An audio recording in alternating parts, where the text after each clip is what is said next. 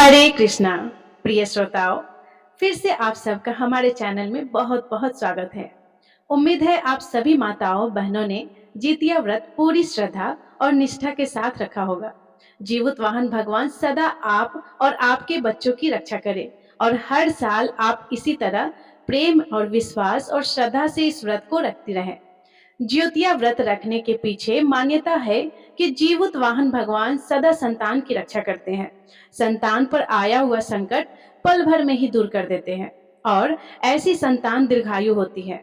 जितिया व्रत का यह पर्व 3 दिन तक चलता है। आश्विन मास के कृष्ण पक्ष की सप्तमी तिथि से लेकर नवमी तिथि तक व्रत रखना जितना महत्वपूर्ण होता है, उतना ही व्रत खोलने का भी महत्वपूर्ण होता है।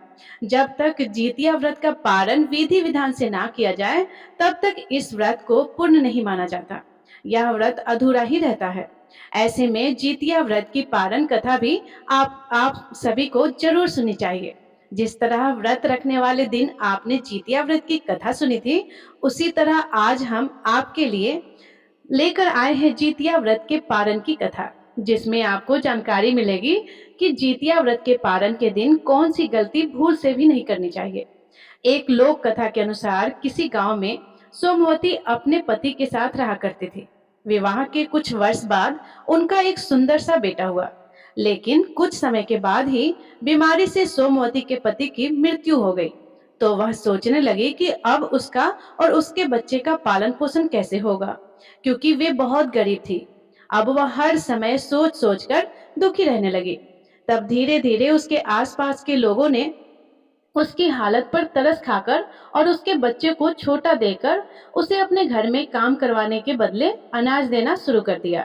दिन भर काम करने के बाद पास पड़ोसियों से जो भी अनाज मिलता, उसी से दोनों माँ बेटे का गुजर बसर हो रहा था। धीरे धीरे समय बीता, आश्विन का महीना प्रारंभ हो गया। तब एक दिन सोमवती की पड़ोसन ने उससे कहा कि बहन, जितिया का व्रत आ रहा है, तुम भी इस व्रत को जरूर रखना। इस दिन जीवित वाहन भगवान और चील सियारिन की पूजा की जाती है और निर्जला रहकर यह व्रत रखा जाता है। जीवित वाहन भगवान की कृपा से बच्चे दीर्घायु होते हैं और उन पर कोई संकट भी नहीं आता है। अपने बच्चे के वियोग का दुख ऐसी माताओं बहनों को नहीं सहना पड़ता है जो सच्चे मन से इस व्रत को रखती है। और तुम्हारा सहारा तो केवल तुम्हारा बेटा ही है, इसीलिए उसकी रक्षा और सलामती के लिए बहन तुम इस व्रत को जरूर रखना। सोमवती ने सोचा कि पड़ोसन ठीक कह रही है। उसके बेटे के अलावा इस दुनिया में उसका कोई सहारा भी नहीं है, इसीलिए मैं अपने बेटे की रक्षा और उसके सुखद भविष्य के लिए यह व्रत अवश्य रखूंगी। पड़ोसन ने सोमवती को जितिया व्रत का सारा विधान बता दिया। फिर सप्तमी तिथि को नहाए खाए के दिन सोमवती ने अपने घर का सारा काम जल्दी जल्दी निपटाया, स्नान किया और पड़ोसियों के घर में जाकर जल्दी जल्दी काम निपटाकर शाम को अपने घर आ गई। उस दिन सोमवती को काम के बदले में टूटा फूटा चावल मिला था, जिसे खुर्दी का चावल कहते हैं। उसने रात के भोजन के लिए उन्हीं चावलों को उबाल लिया। सबसे पहला हिस्सा जीवित वाहन के नाम निकाला, फिर उसमें से एक हिस्सा अपने बेटे को दिया और रात भर कुछ चावल पानी में भिगोकर ही रख दी। इस तरह नहाए खाए का दिन बीता और रात होने पर वह सो गई। अगले दिन सुबह जब उठी तो रात को जो चावल भिगो रखे थे उसका थोड़ा सा पानी पिया और फिर से सो गई। थोड़ी देर बाद सवेरा होने पर वह अपने घर का कामकाज निपटाने लगी और उसके बाद उसने जितिया व्रत का संकल्प लिया और पूजा की, क्योंकि आज उसने निर्जला व्रत रखना था। इसीलिए वह पास पड़ोस में काम करने के लिए नहीं गई। रात में जो चावल भिगोए थे उसे उबालकर अपने बेटे को खिलाया और खुद निर्जला रहकर व्रत रखा। शाम को शुभ मुहूर्त में उसने फिर से जीमूत वाहन भगवान की और चील सियारिन की मूर्ति बनाकर उन्हें भोग लगाया। व्रत की कथा सुनी और इस तरह उसका व्रत वाला दिन भी बीत गया। उस रात भी उसने थोड़े से चावल उबालकर अपने बेटे को खिलाया और एक हिस्सा जीवित वाहन भगवान चील और सियारिन के लिए निकाल कर रख दिया। इस तरह अपने बेटे को भोजन कराकर रात को वह सो गई। अगले दिन नवमी तिथि को फिर से जल्दी उठकर उसने घर का कामकाज निपटाया। रात के थोड़े से बासी बचे हुए चावल में से अपने बेटे को खिलाए और अपने घर का काम काज निपटाने के बाद वह जल्दी जल्दी काम करके अपने पड़ोसियों के घर जाने की तैयारी करने लगी, क्योंकि उसे पड़ोसियों के घर में जाकर काम जो निपटाना था। जब भी वह काम पर जाया करती तो अपने छोटे से बेटे को वहीं पड़ोसियों के घर के आसपास खेत या बगीचे में खेलने को कह दिया करती।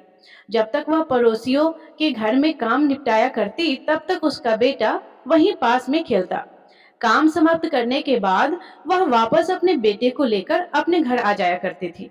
काम के बदले जो अनाज मिलता उसी को बनाकर दोनों माँ बेटे खा लिया करते थे। उस दिन भी जब वह सुबह अपने घर से जल्दी जल्दी काम निपटा रही थी तो उसने अपने बेटे को पास के ही बगीचे में खेलने के लिए भेज दिया और कहा कि बेटा, मैं जल्दी जल्दी भोजन करके पड़ोसियों के घर जाऊंगी, कामकाज निपटाकर वापस आते समय तुम्हें लेकर आ जाऊंगी। तब तक तुम वहीं बगीचे में खेलते रहना, कहीं जाना मत। सोमवती का बेटा खेलने के लिए बगीचे में चला गया। वहां वह मगन होकर खेलता रहा।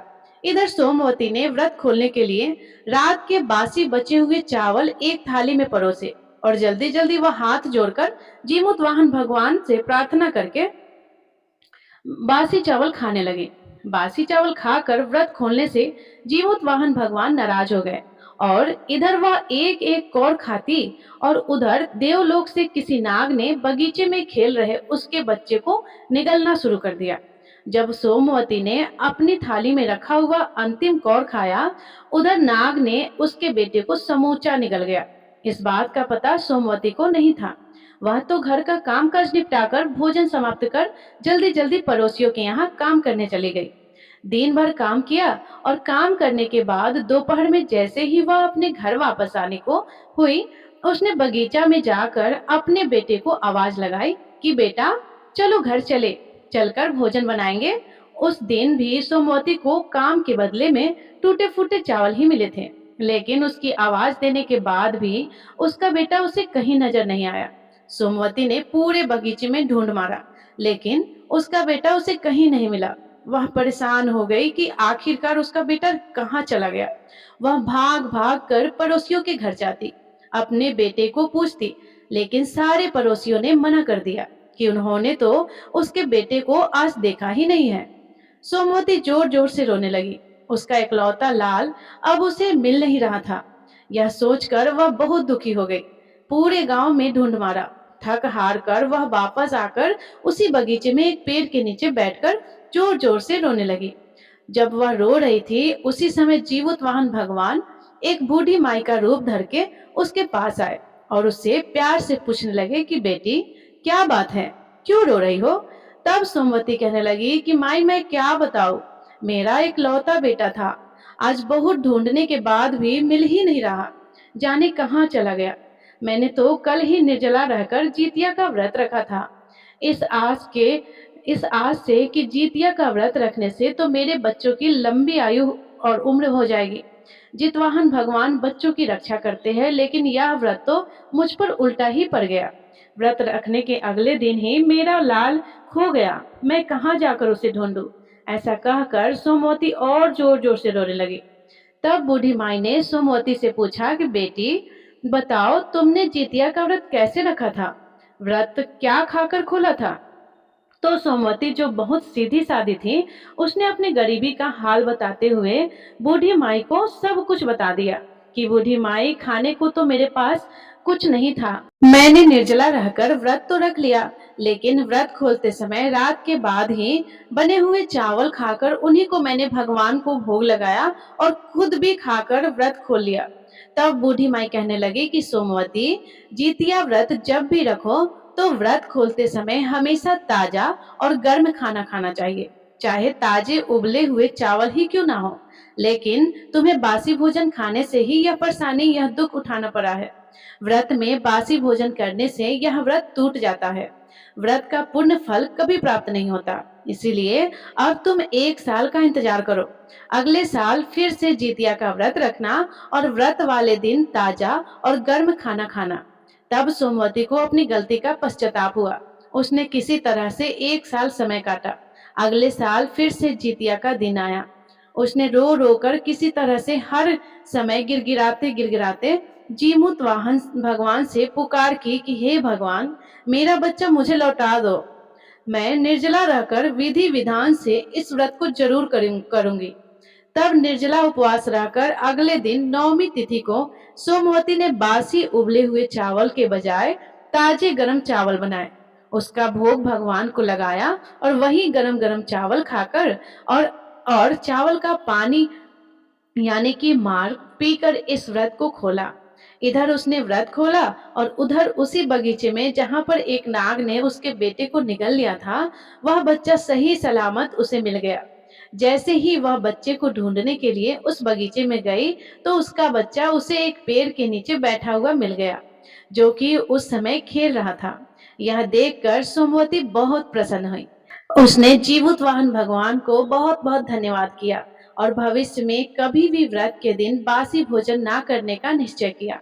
इस प्रकार यह व्रत के दिन जो भी भक्त सच्चे मन से उपवास रखता है और अगले दिन नवमी तिथि को ताजा भोजन करता है, जीवुत वाहन भगवान उनके व्रत को सदा स्वीकार करते हैं और उनके बच्चों की सदा रक्षा भी करते हैं। तो प्रिय श्रोताओं, मेरी माताओं बहनों, यह थी जितिया व्रत के पारण की कथा। अगर यह कथा आपको पसंद आई हो तो वीडियो को लाइक करके चैनल को जरूर सब्सक्राइब कीजिएगा, ताकि इसी तरह की और अन्य कथाएं आप हमारे चैनल पर हर दिन सुन सके। और कमेंट जरूर कीजिएगा। जय जितिया माई। राधे राधे। जय श्री कृष्णा। धन्यवाद।